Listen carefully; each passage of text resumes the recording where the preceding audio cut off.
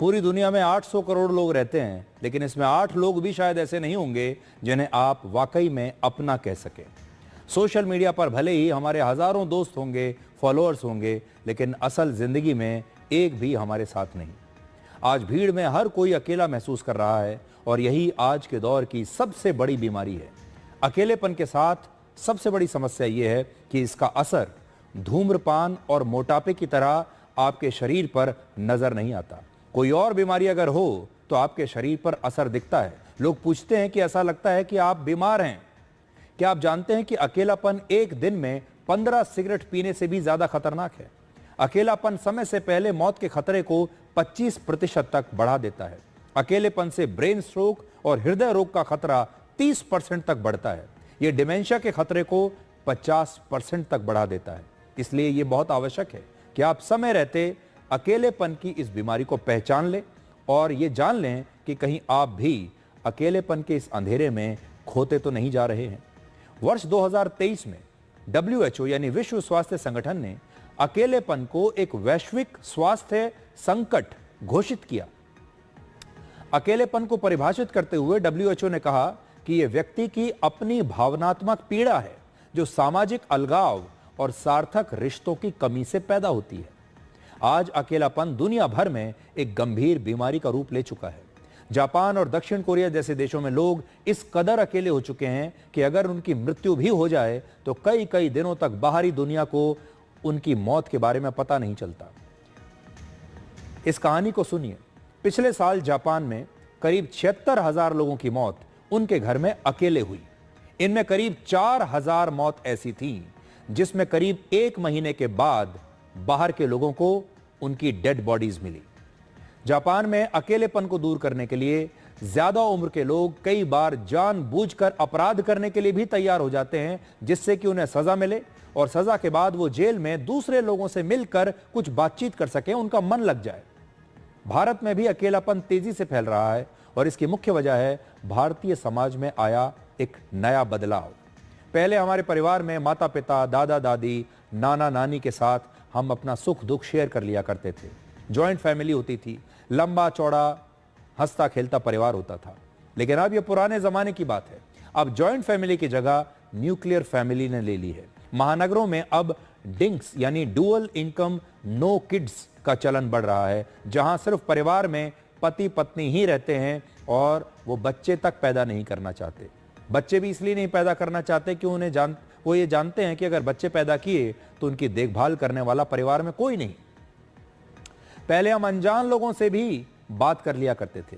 कोई रास्ता पूछता था तो बड़ा मन से उसे रास्ता बताते थे। कई बार तो घर तक छोड़कर आ जाते थे। बाजार जाते थे तो परचून की दुकान पर, सब्जी की दुकान पर दुकानदार से बातचीत कर लिया करते थे। लोगों से उनका हालचाल पूछ लिया करते थे। चाय की दुकान पर कई बार अनजान लोगों से बात कर लिया करते थे। अपने दोस्तों से कहते थे कि चलिए चाय की दुकान पर मिलते हैं। लेकिन ऑनलाइन शॉपिंग की वजह से अब बाजार आना जाना भी बंद हो गया। अनजान लोगों से बातचीत बंद हो गई। उस दुकानदार से कभी कभी जो हालचाल पूछ लिया करते थे वो भी बंद हो गया। किसके घर में क्या चल रहा है, कुछ सुख दुख अगर बांटने का समय आता था, वो सब भी बंद हो गया क्योंकि किसी के पास समय नहीं। और बाकी की जो कसर है वो वर्क फ्रॉम होम ने पूरी कर दी। 2021 के ग्लोबल सर्वे के मुताबिक भारत दुनिया में अकेलेपन से प्रभावित होने वाला तीसरा सबसे बड़ा देश है। और इस रिपोर्ट में लिखा है कि भारत के शहरों में 43% लोग अकेलापन महसूस करते हैं। और एक और चिंता में डालने वाली बात यह है कि 13 से 15 साल की उम्र के 25% बच्चे अकेलापन अनुभव कर रहे हैं। सोशल मीडिया की वजह से भी अकेलापन तेजी से बढ़ा है। सोशल मीडिया की लत युवाओं में अलगाव और डिप्रेशन को बढ़ा रही है। आजकल भावनाओं को व्यक्त करने के लिए किसी की आंखों में आंख डालने की जरूरत नहीं है, किसी के सामने बैठने की जरूरत नहीं है, किसी का चेहरा देखने की जरूरत नहीं है, किसी को मुस्कुराहट देने की जरूरत नहीं है, किसी की आंखों में आंसू देखने की जरूरत नहीं है। क्योंकि अब लोगों ने अपनी भावनाओं को व्यक्त करने के लिए इमोजीज का इस्तेमाल करना शुरू कर दिया है। आजकल सारे रिश्ते, सारी भावनाएं सिर्फ इमोजी के जरिए हम बता देते हैं। खुश हैं तो खुशी की इमोजी भेज देते हैं और अगर दुखी हैं तो रोने वाली इमोजी भेज देते हैं। कभी कभी तो कितना समय हो जाता है जब हम अपने दोस्तों का चेहरा नहीं देख पाते। अकेलेपन की बीमारी को लेकर अलग अलग देशों में अब नई नई पहल की जा रही है।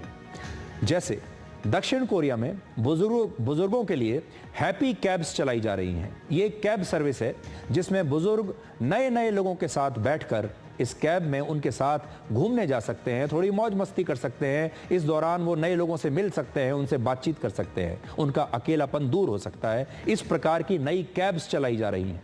ब्रिटेन ने तो वर्ष 2018 में ही पहली बार लोनलीनेस मिनिस्टर की नियुक्ति की थी, एक अलग मंत्रालय, एक अलग मंत्री जो सिर्फ ये देखेगा कि हमारे देश में लोग अकेलापन तो नहीं महसूस कर रहे। अकेलेपन की बातचीत करके हम आपको डराना नहीं चाहते, बल्कि आपको जगाना चाहते हैं। हम बचपन से लेकर बड़े होने तक हमें सिर्फ ये सिखाया जाता है कि सफलता ही खुशी का सबसे बड़ा पैमाना है और जीवन में हर कीमत पर सफल होना सबसे जरूरी है। जो सफल है वो खुश है। लेकिन हमें इस दौरान रिश्तों की अहमियत नहीं सिखाई जाती।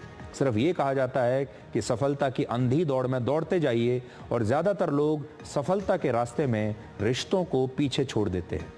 अगर आप भी जिंदगी के सफल होने की इस रेस में दौड़ते दौड़ते अपने दोस्त और अपने परिवार को पीछे छोड़ते जा रहे हैं, तो हमेशा याद रखिए, सफलता की चोटी पर पहुंचकर आपको सिर्फ अकेलापन ही मिलेगा।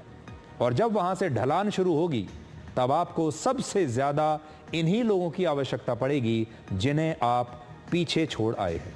इसलिए अगर आपके आसपास कोई ऐसा व्यक्ति है आपके परिवार में जो अकेलापन महसूस कर रहा है, अगर आपके आसपास आपके परिवार में कोई ऐसा बच्चा है जो कटा कटा सा रहता है, अकेला रहता है, जिसका मन नहीं लग रहा है, तो उससे तुरंत आज ही बात कीजिए। और ये कोई मन का खेल नहीं है, अब ये एक बीमारी का रूप ले चुका है।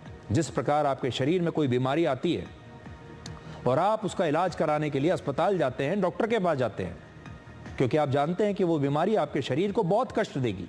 ये अकेलापन की बीमारी भी बिल्कुल वैसी ही है। इसलिए सबसे पहले अपने घर में इसके बारे में बात कीजिए, दोस्तों के साथ बात कीजिए, और तब भी अगर ये काबू में नहीं आती है बीमारी, तो फिर डॉक्टर के पास जाइए।